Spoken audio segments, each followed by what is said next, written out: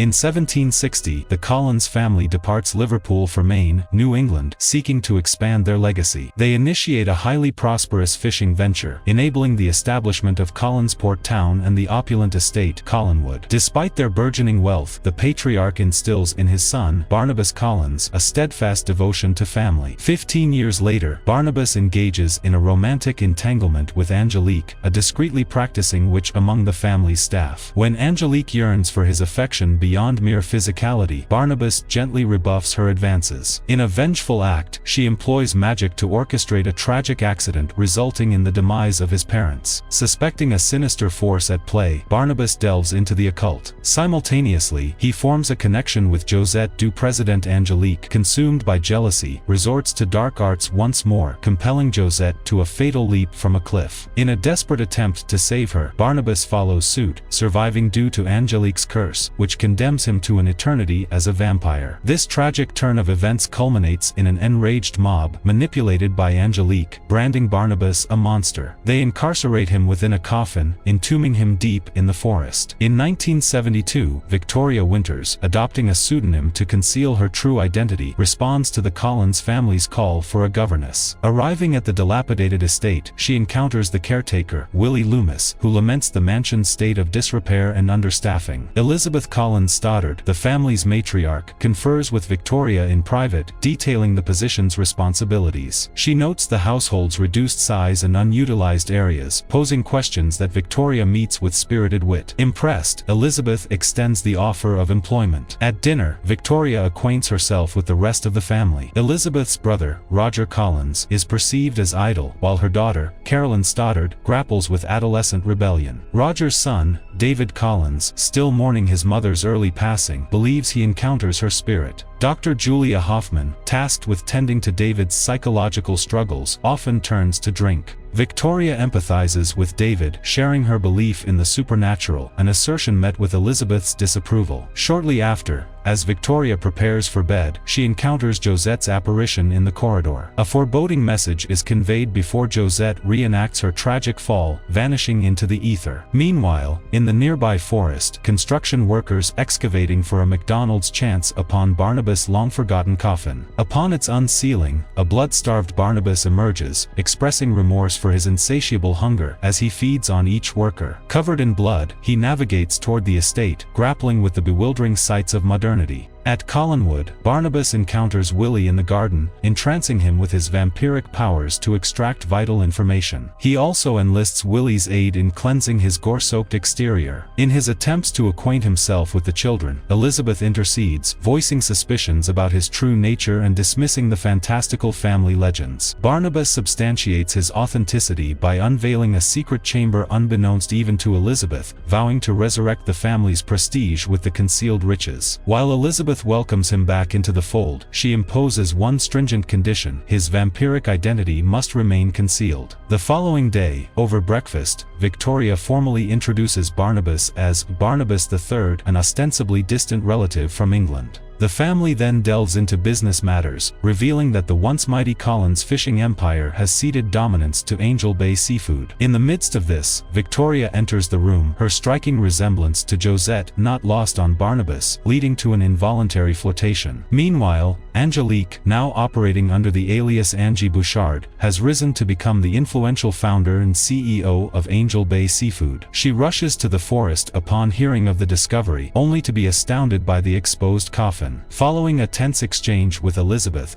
Barnabas spirits Angelique away for a private discussion. Behind closed doors, Angelique's demeanor shifts, culminating in a kiss, and she reveals her triumph in transforming Collinsport into her Angel Bay. The townsfolk now regard her as their leader, having seemingly forgotten Barnabas. Elizabeth reminds him of his indomitable spirit, urging him to channel it for the family's sake. Emboldened, Barnabas channels his energies into rejuvenating the Collins legacy. He leverages the hidden room's treasures to hire a workforce for the mansion's restoration and the fishing enterprise's revival. To navigate daylight, he employs an umbrella, sunglasses, and a hat and reverts to his old coffin for rest. As the business stabilizes, Barnabas hypnotically recruits fishermen, swaying captains loyal to Angelique. He immerses himself in modern technology and deepens his connection with Victoria. However, a discovery discovery by Roger leads Julia to investigate, ultimately uncovering Barnabas's vampiric secret. Elizabeth persuades Julia to forego involving the authorities, emphasizing the unique opportunity to study Barnabas. He later turns to Carolyn for guidance on courting contemporary women, leading to an unexpected encounter with a hippie group, culminating in a tragic outcome. Julia embarks on blood transfusions in an attempt to reverse his vampirism, an endeavor met with Barnabas's gratitude and discretion. Meanwhile, his bond with Victoria strengthens through discussions on the supernatural. Simultaneously, Angelique grapples with the resurgence of the Collins enterprise, propelled by a sense of familial vengeance. Despite Angel Bay's dominant position, it's a matter of pride and legacy for her. She extends an offer to Barnabas to merge their companies, coupling it with a veiled threat to Victoria's safety. Barnabas succumbs to Angelique's advances, and their passionate encounter leaves the office in shambles. Regretting his actions, Barnabas confesses he can't be with her. In response, Angelique vows to destroy him. Meanwhile, Victoria undergoes blood transfusions with Julia while experiencing haunting dreams of encountering Josette's ghost as a child. She recalls being sent to an asylum by her parents due to these visions. One morning, Josette's apparition reappears, imploring Victoria for help before vanishing. At breakfast, Barnabas proposes hosting a ball for the entire town to assert the Collins' prominence. Carolyn educates him on modern party etiquette. When the ball unfolds, Barnabas astounds everyone by bringing Alice Cooper for a live performance. While exploring the estate, Barnabas encounters David, who's temporarily overseeing the courtroom. He intervenes, exposing Roger's unscrupulous behavior. Later, on a balcony, Veronica opens up to Barnabas about their deep connection. She divulges her troubled past in the asylum, where Josette's ghost was her sole companion. Escaping one day, she spotted the governess ad that led her to Collinswood. Their bond intensifies, culminating in a meaningful kiss. Angelique witnesses this, igniting her fury. The following day, Barnabas implores Julia to accelerate his transformation into a human, only to discover she's transfusing his vampire blood into herself. Realizing her true intentions, he takes drastic action, fatally biting her. Barnabas enlists Willie to dispose of Julia's body at sea. Encountering Roger's attempts to access the secret room, Barnabas confronts him with a choice: become a better father to David or accept a sum of money to disappear forever. Roger opts for the latter, devastating David. In a harrowing turn of events, Barnabas saves David from a falling disco ball but ends up exposed to sunlight, setting him ablaze. With his secret revealed, the family recoils in horror. Both David and Victoria flee from him. In a desperate move, Barnabas approaches Angelique, seeking the removal of the curse. She proposes a partnership ruling the fishing empire, or else she'll confine him once more. Barnabas defiantly tells Angelique to go to hell and attempts to leave, but he's cornered by her employees who force him into a coffin. They chain it shut, load it into a van, and head to the cemetery. Along the way, Angelique uses magic to detonate the Collins Company building. The coffin is left in a mausoleum, only for David to discover it shortly after, alerted by his mother's ghost. Meanwhile, the town is abuzz with police and firefighters managing the blaze. Angelique arrives and plays a recording of Barnabas confessing to Julia's murder, inciting the townsfolk against the Collins. The enraged mob, led by the sheriff and Angelique, converges on Collinswood just as Barnabas returns. He's willing to confess if they spare his family, but insists Angelique comes with him. The sheriff's gunshot proves futile against Barnabas, who proceeds to bite Angelique, revealing her monstrous nature. The sheriff disperses the crowd, leaving Barnabas to combat Angelique with Elizabeth's shotgun and the surprise revelation that Carolyn is a werewolf. However, they're no match for the witch's formidable powers, especially when she commands the house itself to attack its inhabitants. Amid the torment, Angelique admits to being the architect of the family's suffering, confessing to the murders of Barnabas' parents, David's mother, and orchestrating the werewolf attack on infant Carolyn. David intervenes, sending his mother's ghost against Angelique, causing a fatal collision with the chandelier. As the family flees the inferno-engulfed house, Barnabas bids a final farewell to Angelique. In a gruesome act, she removes her own heart and presents it to him, but it crumbles to dust. In the midst of the wreckage, Barnabas can't locate Victoria. David's mother indicates she's at the cliff. Rushing to the precipice, Barnabas implores Victoria not to jump, but she believes their paths are irreconcilably distinct. She's a human of the light while he dwells in eternal shadows. This despairing realization prompts Victoria to leap. In a pivotal moment, Barnabas bites her, transforming her into a vampire just before impact. Now both immortal, they can be united forever. They share a profound kiss. At the ocean's depths, Julia's lifeless form stirs, her eyes revealing her newfound vampiric existence.